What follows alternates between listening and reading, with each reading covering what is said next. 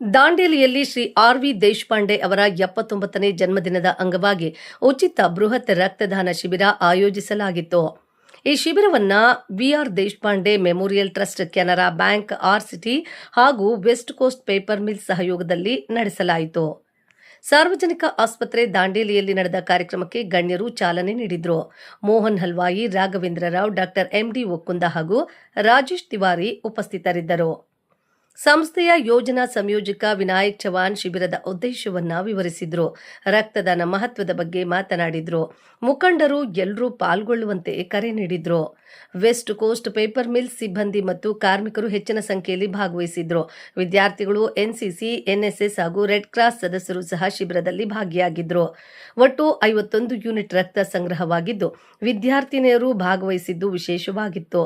ಕಾರ್ಯಕ್ರಮವನ್ನು ನಾರಾಯಣ ವಾಡ್ಕರ ನಿರೂಪಿಸಿ, ಸಂಜೀವ್ ವರ್ಮಾ ಜೋಶಿ ಸ್ವಾಗತಿಸಿದ್ರು ಹಾಗೂ ಅಂದನಪ್ಪ ಅಂಗಡಿ ವಂದಿಸಿದ್ರು. ಸ್ಥಳ ದಾಂಡೇಲಿ.